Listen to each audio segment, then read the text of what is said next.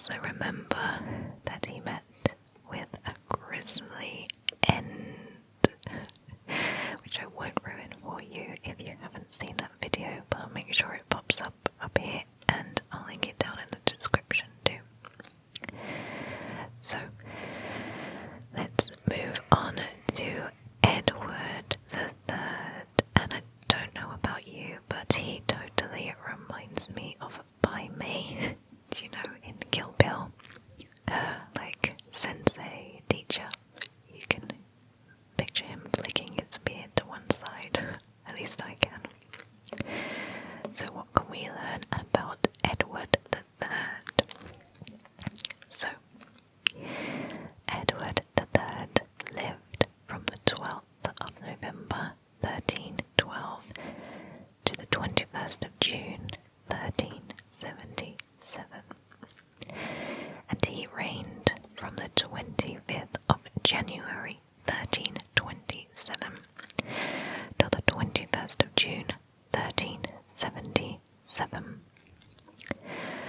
So, as a teenager, Edward III was put on the throne by his fearsome mother, Isabella of France, who we looked at in the previous video, and I've put a note to dedicate an entire video to her because she seemed like a badass, and her rebellious lover, Roger Mortimer. Edward's court celebrated chivalry, and he trained his knights to be more than just fighting machines. Well, that's good. It was during Edward's reign that the Black Death ripped apart the country.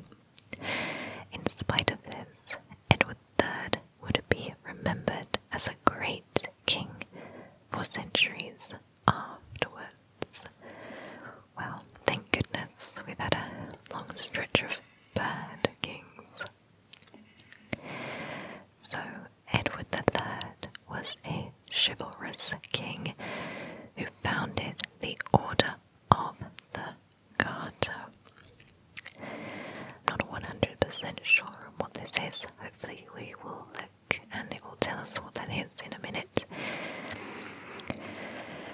Edward III was put on the throne by his fearsome mother at the expense of his father, Edward II, who found himself off the throne and in prison. A bit of a rocky start to a reign, but Edward handled it well. He let the rebels rule for a while, and then after 3 years, decisively took power into his own hands. He executed the ambitious Mortimer and arrested his mother. But you'll remember in the other video, he didn't kill his mother. He couldn't bring himself to do that. Edward turned out to be a mighty force. He set up a court celebrating chivalry. Knights were now expected to be well-behaved gentlemen, protectors of the weak and brave rescuers of damsels in distress, of course. To make sure everyone understood the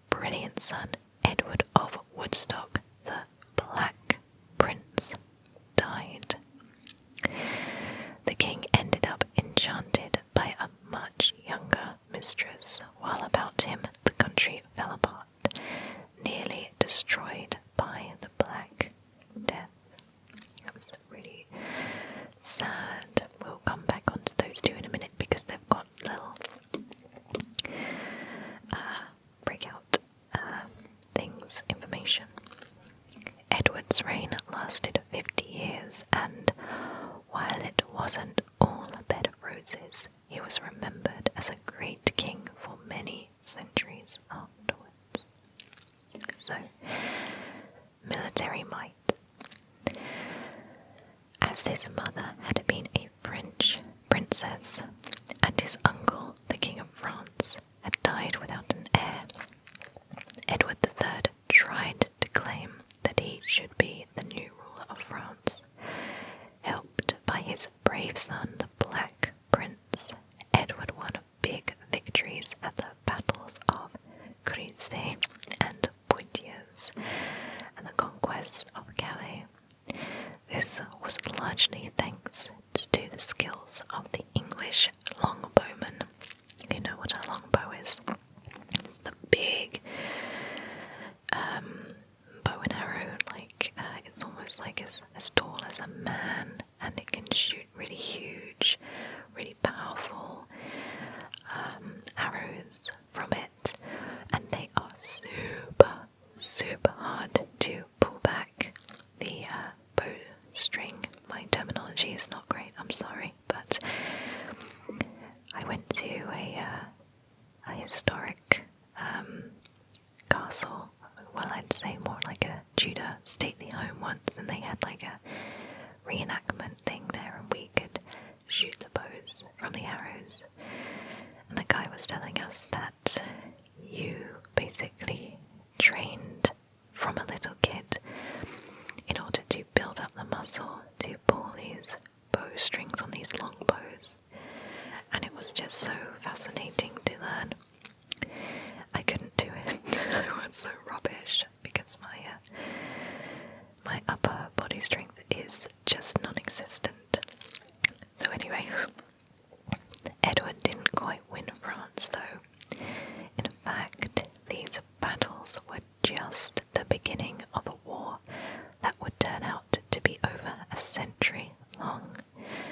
The 100 Years' War. And again, this is a really, really important, I guess, event in our history as Brits. And maybe, if I have time, I'll do a little piece on that.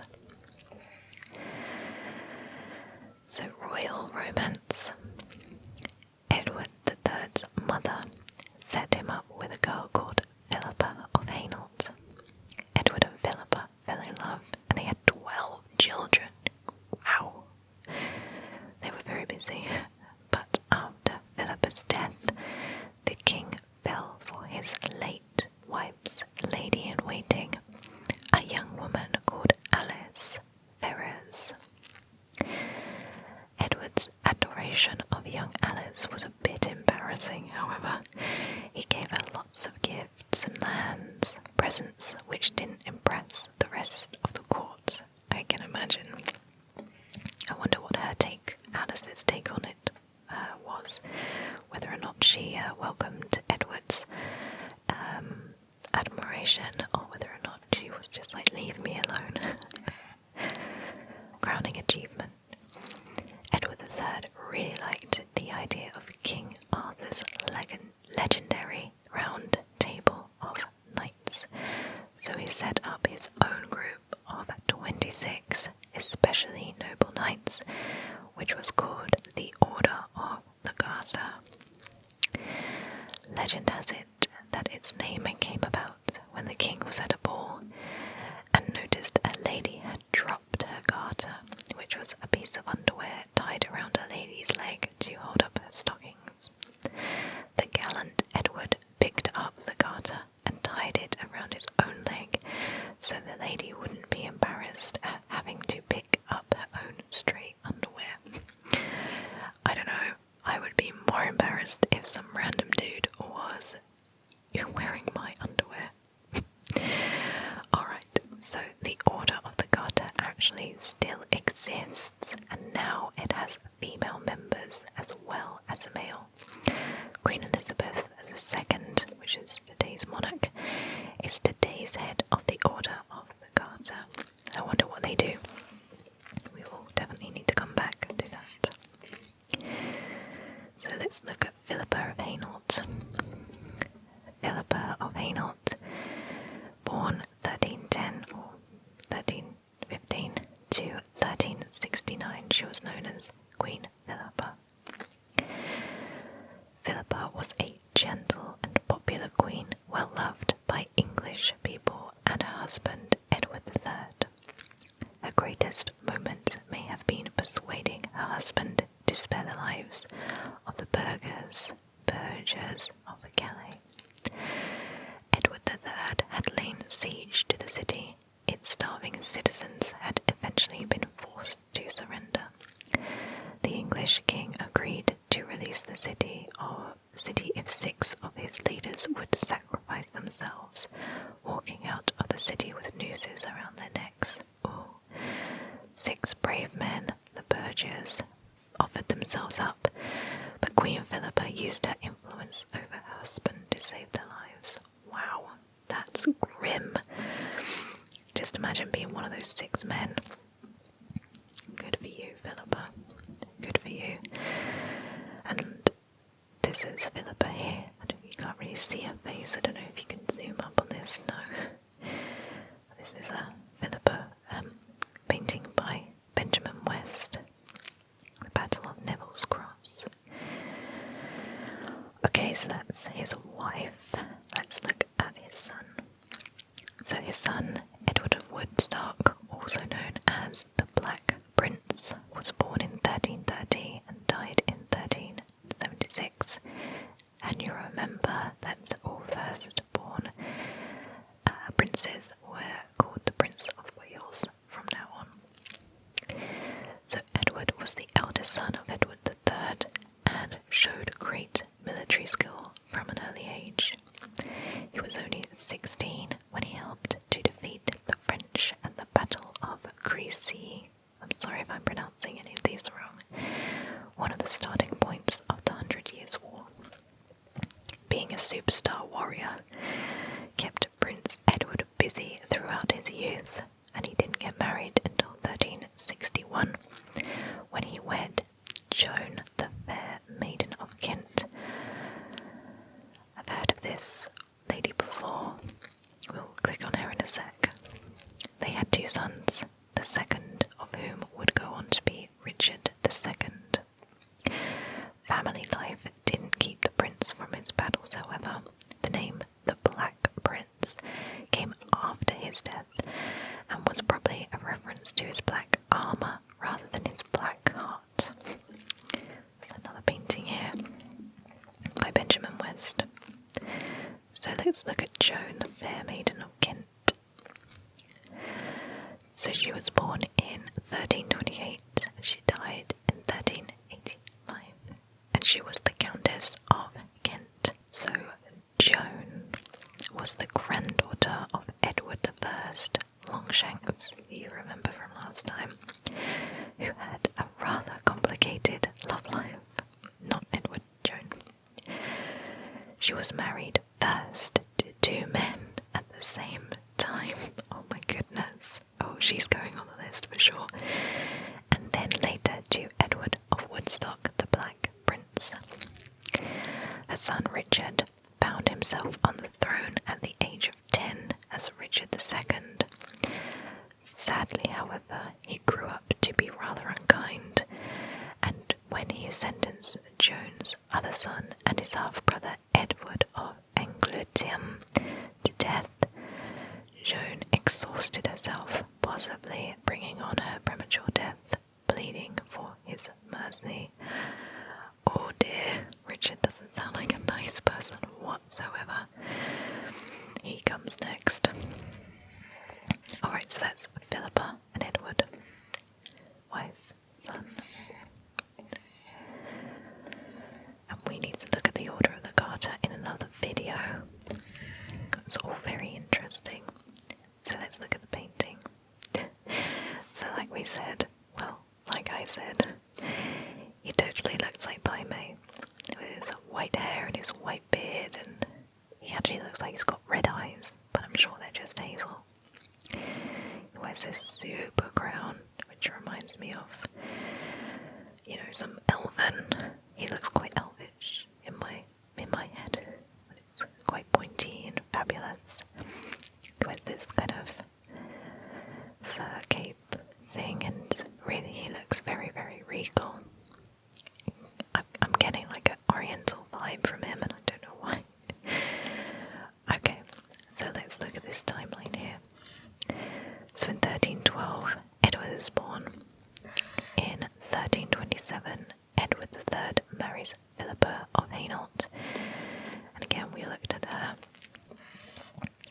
1330, Edward III takes power from his mother, Queen Isabella, and we looked at her in the last video.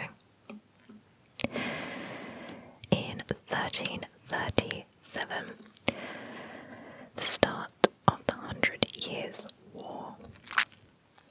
This series of conflicts, which carried on for more than 100 years, was a power struggle between the rulers of England and the ruling House of France. In 1346, you have the Battle of Crecy. I think that's how you're saying it. Calais was taken by the English and Allied troops in a victory over the French. And in 1348, the Black Death reaches England. The Black Death, the bubonic plague, hits England. It is feared that between a third and half of the population will die. How scary is that? That's just insane. In 1348, Edward III founds the Order of the Garter. Or we might be able to find out what this is all about now. Order of the Garter. Oh, no, it just says the order still exists today and Queen Elizabeth II is its head. Then you have 1356, the Battle of Poitiers. The Black Prince Edward, Prince of Wales, defeats the French in the Battle of Poitiers. This could be the key battle of the 100 Years' War. Wow, he gets up to a lot. In 1361, the Black Prince marries Joan, fair maiden of Kent. In 1377, Edward dies. So, Edward, he got up to quite a lot. Overall, I think he was a good king. He kind of, I guess his heart was in the right place in terms of like making his knights more well behaved rather than a gang of just men. Which I'm sure they weren't perfect, but you know how these things go. He had 12 kids. He was, helping train up knights. He was a good leader of military battles. He married his wife's handmaiden and, established the Order of the Garter. So let's take the quiz and see how much we have remembered. Question 1 of 4. Edward III loved the tales of the legendary King Arthur and his Knights of the Round Table. He established his own order of knights. What was this order called? Was it the Order of the Garter, the Order of Merit, the Order of the British Empire, or the Order of the Thistle? I'm going to go with the Order of the Garter because you remember at a ball he noticed a lady had dropped her garter and he picked it up and started wearing it himself because he didn't want the lady to be embarrassed, even though that would make me well embarrassed. Correct. Edward III established the Order of the Garter. This still exists today and Queen Elizabeth II is at its head. Next question. Question 2 of 4. Who was the Black Prince in relation to Edward III? Was he his brother? Was he his father? Was he his son? Or was he his nephew? I'm going to say his son. Correct. The Black Prince, or Edward of Woodstock, was the eldest son of Edward III. Question 3 of 4. The 100 Years' War was a series of conflicts between England and France that began during Edward III's reign. But in which year? Was it 1337? Was it 1300?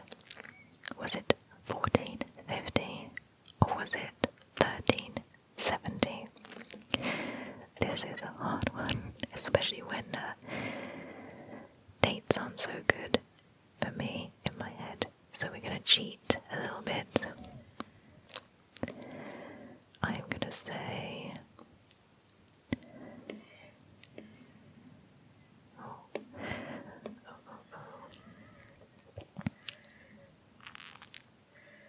Do you know what? I'm just going to make an educated guess.